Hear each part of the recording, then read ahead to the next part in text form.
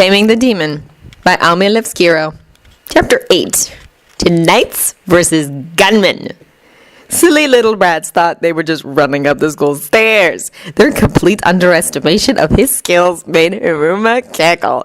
The lesser whims turned tail and ran at the mere sight of the Tokyo Tower, and the blonde made sure the rest that stayed sweltered in front of the tower long enough to drive off a few more. It was hot enough to fry eggs on the concrete and boil your brains in your skull. It was a lovely day, in Hiruma's opinion. After checking on Onizaki and the ice cubes, the blonde rallied the wannabes and explained the rules. Get the ice to the special observatory right at the very top before it melts. Easy, right? Too bad the Devil of Damon left out some key obstacles in the course. For example, just before the Grand Observatory, Hell's watchdog picked up the scent of the sugar in the ice. It was entertaining as hell watching the mutt chase the kid and the monkey after chewing on a couple of nameless moving bodies.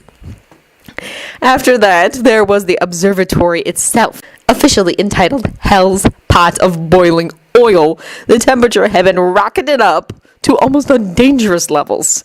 The receiver and running back went back down for more ice, while the few other contestants merely collapsed in exhaustion at the door.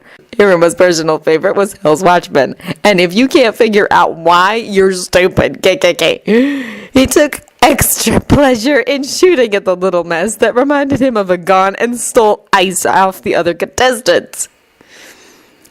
At the end of the day, the kid took first place, the monkey close second, despite having to run all the way back down for more ice, the idiots.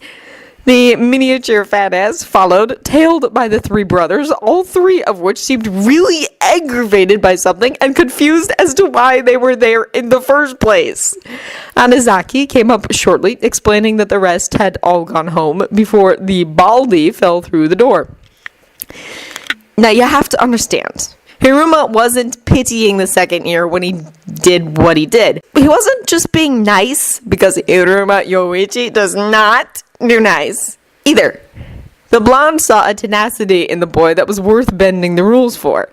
That tenacity was undying in the face of pain, of physical suffering, and of emotional upset.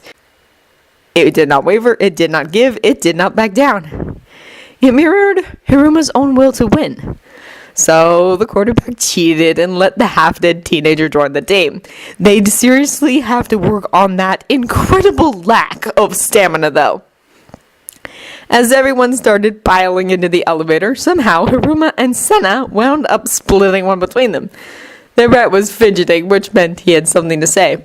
In Yukimi-2's bag? I was standing really close, and, the ice cube wasn't, there wasn't, the blonde snickered at the kid stuttering and asked what he was going to do about it. The kid shook his head and stumbled over his words as he tried to explain that, of course, he didn't mean it like that, and he just thought it was nice of Hiruma-san, but of course Hiruma-san probably had a far more legitimate reason, and so on and so forth. The quarterback just laughed and commented that the kid was finally getting it. The next morning was first team practice, and Hiruma taught his little pet project some black magic.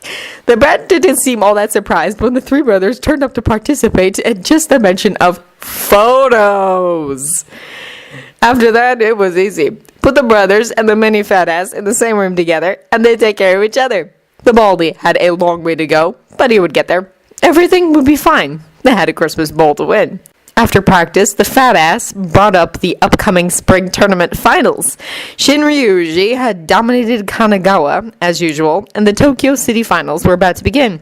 Ojo White Knights versus Seibu Wild Gunmen.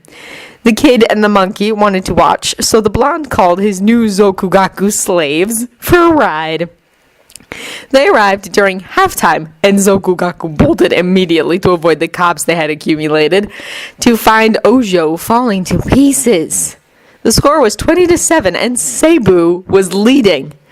What really kind of ticked Hiruma off was that the Seibu quarterback, the kid, seriously, just take your mother's surname and be done with it, you don't need an alias, had the nerve to be upset about the score. Pessimism is one thing, but can't the dude accept something may go right for him for once in his life? The blonde was also pretty sure that he was showing off Tetsuma's skill as a receiver when he threw that water bottle. Deciding to play along, he brought the large receiver's stats on his laptop. Then the blonde quarterback proceeded to teach the newbies about pass routes. To anyone who hadn't figured it out already, Hiruma brought the team to the game to teach them about the effectiveness of the shotgun strategy and the use of multiple receivers. He additionally needed the new linemen to get a glimpse at their job. The game against Zokuto doesn't count for the brothers. It was all pretty much brawling.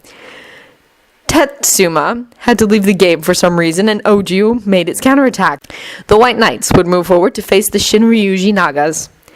As the Devil Bats were about to head home, Sena asked if maybe they should head back on foot for afternoon practice. Hiruma quickly latched onto this idea, and the team ran pass routes the whole way back. But as he yelled out route names and curse words, "Slant! Square! Out! Hinch! Wrong way, monkey!" the blonde watched his running back. The game was running and grinning and dodging bullets just like everybody else. But when he met Hiruma's gaze, he smiled even brighter, so happy just because his idea had been accepted by the team leader. The notion that it was Hiruma who managed to put that smile there filled the blonde's body with something light.